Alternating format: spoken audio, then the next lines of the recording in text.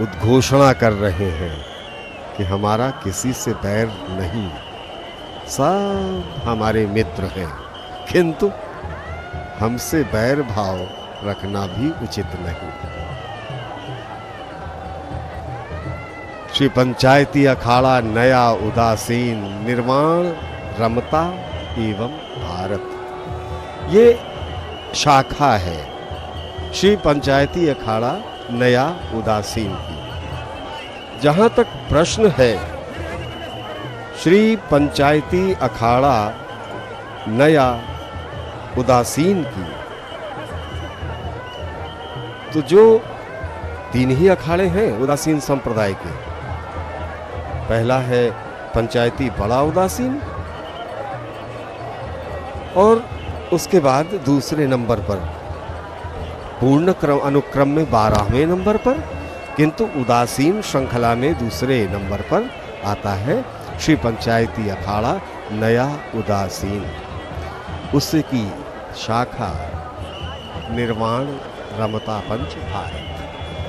अखाड़े अपनी शाखाओं को भी मान्यता देते हैं और तभी ये एक नया अखाड़ा उत्पन्न हो जाता है। नया उदासीन, पहले बड़ा उदासीन। ये कुछ ऐसी बातें श्री पंचायती अखाड़ा नया उदासीन के बारे में, और इनका मुख्यालय है कनखल हरिद्वार में। डेरे की परंपरा इस अखाड़े में अभी तक कायम है। 13 में से अब मात्र 4 की संख्या बची है जहां डेरे की परंपरा। डेरा इसलिए व्यष्टि भाव से समिष्ट भाव की यात्रा का प्रतीक पर्व है ये कुंभ, जिसके साक्षी हम सब बन रहे हैं।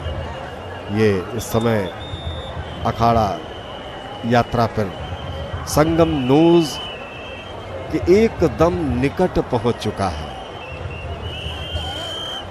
आगे आगे दुदुम्भी बज रही है। दुदुम्भी का जब जहां जैसे जिक्र आता है तो 2 घटनाएं अवश्य याद आती है। एक महाभारत की और दूसरी प्रभु श्री राम के राज्याभिषेक की। ये इसकी पौराणिक कथाएं हैं इन दोनों ही घटनाओं के बारे में, लेकिन उन कथाओं की तरफ न मुड़कर हम फिर से आपको मोड़ते हैं दृश्यों की तरफ।